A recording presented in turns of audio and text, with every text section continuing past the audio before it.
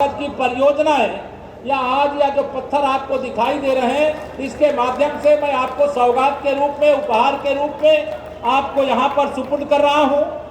साथ ही मैं आप सबको एक और महत्वपूर्ण जानकारी दूंगा। मेरे पत्रकार मित्र हैं, अभी आपने अरमापुर जो पुल बन करके तैयार हुआ है मालूम है आप लोगों को।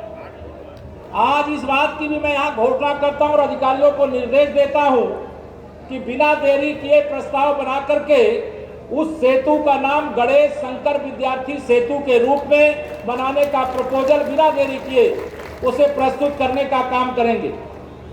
यहाँ पे कुछ और भी हमारे यहाँ माननीय विधायक और जनप्रतिनिधिगण ने बहुत सारे प्रस्ताव दिए हैं। जिन प्रस्तावों के क्रम में कुछ घोषणाएं तो मैं आप सबके सामने कर रहा हूं। एक घोषणा जो अभी तक आप लोग गंगा बैराज के ऊपर शुक्लागंज पूर्वा मोहनलालगंज मार्ग देखते थे, आज से वो स्टेट हाईवे होगा, राजमार्ग होगा और उसे हम 175 करोड़ रुपए की लागत से 4 लेन चौड़ा चमाचम कानपुर का कोई व्यक्ति जाए और उसको जा करके देखे, वो आंकड़न आ गया। बहुत जल्दी उसकी संपूर्ण प्रक्रिया पूरी करके हम शुरू करवाने का काम भी करेंगे।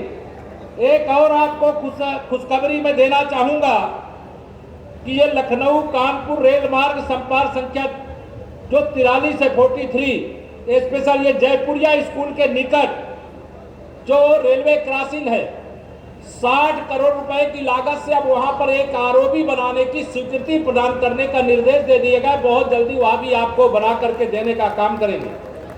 दूसरी जानकारी आपको जो बहुत अच्छी लगेगी मुझे लग रहा है, कानपुर शहर में झांसी कानपुर रेल मार्ग संपर्क संख्या 240 से दादानगर के पास प्रस्तावित दूसरे 2 लेन के समानांतर एक और ऊपरगामी सेतु हम बनाने जा रहे हैं, जिसकी लागत लगभग 48 करोड़ 55 लाख रुपए है।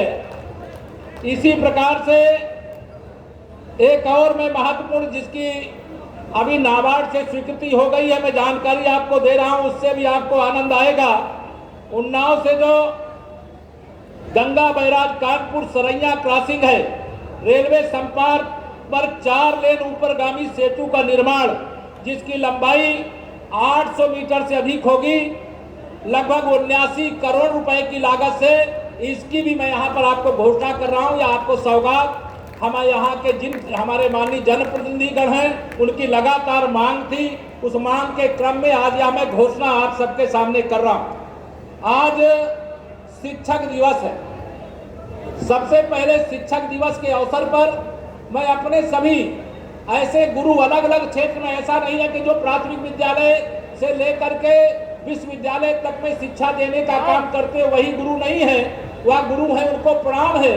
उसके अलावा भी अलग अलग क्षेत्र में हर व्यक्ति के गुरु की भूमिका में मार्गदर्शक बहुत सारे रहते हैं, जिनको भी आप सब में से कोई गुरु के रूप में मानता रहा है। मैं भी जिन्हें मानता हूं, ऐसे गुरुओं को मैं सादर चरण स्पर्श करता हूं, प्रणाम करता हूं और शिक्षक दिवस के शुभ अवसर पर उनको मैं हार्दिक शुभकामनाएं देता हूं, बधाई देता हूं, क्योंकि गुरु के बिना शिष्य अधूरा है और शिष्य अगर का निर्माण नहीं होगा तो उसके अंदर जो प्रतिभा है वो बाहर निकल करके नहीं आएगी, और जो प्रतिभा लोगों के अंदर है अगर वो बाहर निकल करके नहीं आएगी तो ना मेरे देश का विकास हो सकता है, ना मेरे प्रदेश का विकास हो सकता है, ना मेरे कानपुर नगर का विकास हो सकता है।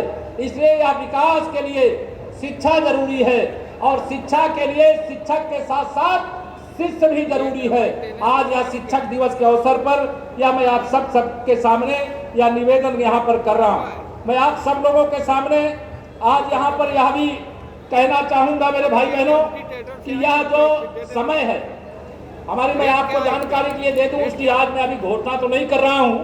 हमारी आदरणीय महापौर जी ने 3 आरओबी बनाने का प्रस्ताव मुझे दिया है, बहुत बड़ी लागत के, लेकिन मैं यह आश्वासन जरूर दे रहा हूं, इसकी मैं तत्काल जाने के बाद इसकी समीक्षा करवा लूंगा। जितनी जल्दी हो सकता है इनके बारे में कार्रवाई करने का काम करूंगा। यह मैं आश्वासन, चूंकि दीदी हमारी नाराज भी जल्दी से होती हैं, इसलिए वो नाराज ना हो, इसलिए मैं घोषणा कर दे रहा हूँ। अभी उनका ध्यान इधर नहीं।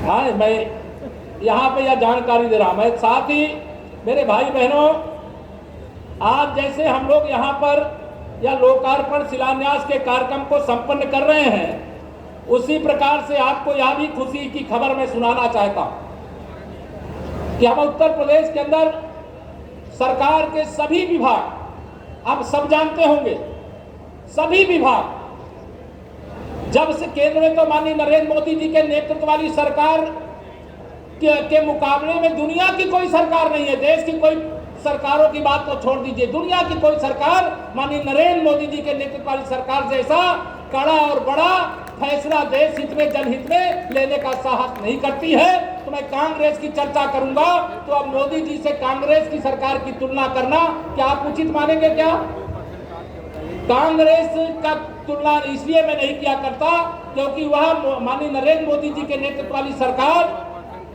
और कांग्रेस की सरकार या तमाम जो सरकारें देश में और रही हैं उनसे मैं तुलना नहीं करना चाहता। आप सबको इस बात की बधाई देना चाहता हूं कि ऐसा मजबूत नेतृत्व आपने देश को देने का काम किया है, जिसके कारण आज देश प्रगति के पथ पर आगे बढ़ रहा है। उत्तर प्रदेश के अंदर आदरणीय मुख्यमंत्री योगी आदित्यनाथ जी की अगुवाई में हमारी सरकार लगातार विकास के पथ पर आगे बढ़ रही है। और विकास, अगर हम केवल सड़क बना रहे होते, अपराधियों और भ्रष्टाचारियों और माफियाओं पर लगाम नहीं लगाए होते, तो क्या आप समझते हैं कि उत्तर प्रदेश का जिस प्रकार से विकास हो रहा है वो हो पाता क्या? अगर उत्तर प्रदेश के अंदर कानून व्यवस्था दुरुस्त नहीं हुई होती तो हमारे वरिष्ठ नेता और हमारे वरिष्ठ मंत्री आदरणीय सतीश महाना जी के पास जो महत्वपूर्ण विभाग औद्योगिक विकास का है, उस विभाग के माध्यम से शायद हम प्रदेश में जो निवेश की बौछार हो रही है, लगातार निवेश आ रहा है और वह निवेश नहीं आ पाता। ये कानून व्यवस्था दुरुस्त है, इसलिए देश का ही नहीं दुनिया का कोई उद्योगपति आज उत्तर प्रदेश में उद्योग लगाना चाहता। यह वातावरण निर्माण करने की ताकत आपने दी है और आप सबको भरोसा मैं यहाँ पर दिला करके जा रहा हूँ। आपने विकास देखा है। आप कानपुर का अगर पिछले सरकारों के कार्यकाल 15 साल सपा और बसपा की सरकार रही है यूपी के अंदर, उस सरकार के कार्यकाल को आप देख लीजिएगा, उस समय क्या काम हुआ है। और अभी हमारी सरकार का तो 5 साल नहीं पूरा हुआ है, अभी तो 4.5 साल भी नहीं पूरा हुआ है। 4.5 साल के अंदर सपा बसपा की सरकारों के 15 साल से ज्यादा विकास अगर कानपुर नगर सहित उत्तर प्रदेश का हुआ है तो यह जरूर मैं मंच से आप सबसे निवेदन और अपील करके जाना चाहूंगा कि अभी बहुत सारे लोग मुंगेरी लाल के हसीन सपने देखने लगे। उनको लगता है कि 2022 में हमें मौका मिल जाएगा। मैं उनको बताना चाहता हूं कि अगर आपने जनता की ईमानदारी से और जिम्मेदारी से सेवा की होती तो हमें मौका ही नहीं मिलता 2017 में। हमें तो मौका इसलिए मिला है कि तुमने अच्छे काम नहीं किए, उसकी जनता ने आपको सजा दी। और 2019 का लोकसभा चुनाव हुआ तो उस चुनाव में भी सपा बसपा ने गठबंधन कर लिया। उसके बाद भी कानपुर में कमल खिला कि नहीं खिला? मेरे भाइयों, आपने खिलाया कि नहीं खिलाया? उत्तर प्रदेश में कमल खिला कि नहीं खिला? देश में कमल खिला कि नहीं खिला? या जनता के आशीर्वाद का प्रमाण पत्र है हमारे साथ कि हमने अच्छे ढंग से देश में माननीय नरेंद्र मोदी जी के नेतृत्व वाली सरकार